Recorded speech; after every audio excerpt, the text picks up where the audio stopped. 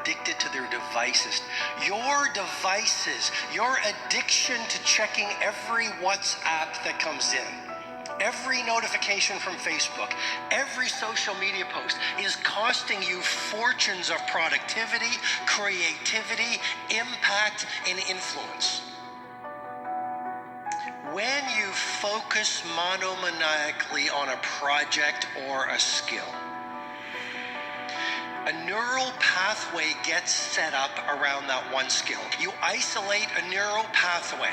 Every time you practice your skill, whether it's leading, whether it's innovating, every time you turn off your phone, you get away from distraction, because every genius has one thing in common: extended periods of time away from distraction and interruption. When you get away from distraction and interruption and you focus on that one skill or that most important project, the neural pathway gets stronger and stronger. And the more you practice the skill, the more that neural pathway gets isolated. Now, when it gets isolated through deep practice every single day in an undistracted environment, oligodendrocytes get triggered and they release a fatty tissue called myelin. Myelin is thought to be, by many researchers and scientists on high performance, to be the secret of genius. Wayne Gretzky, he said, "I didn't skate to where the puck was, I skated to where the puck was going." Steve Jobs, "I could see around corners." Messi, bend the ball like Beckham. These people were not naturally talented. They stripped away distraction. They developed a monomaniacal focus on mastery. They did it over an extended period of time. And what happened? Their brain kicked in to create a pharmacy of mastery that every single one of you in this room has. Anders Ericsson actually says it well. He goes, "You know what? Picasso and Mozart and Messi and Federer, those people are gifted, but you have the gift too." Because the gift of genius is a brain that can adapt through practice and focus. It's called what? Neuroplasticity. You all have that gift. And if you want to have the results only 5% of the population has, you've got to be willing to think and behave like only 5% of the population.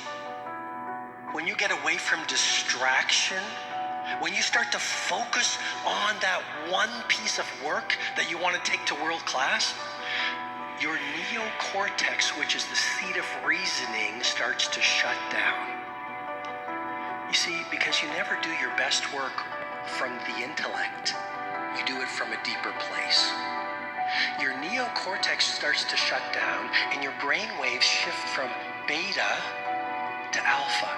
Every day when you're at work doing distractions, being interrupted, living the daily life, your brain is in beta. But if you look at geniuses, they're operating at alpha waves.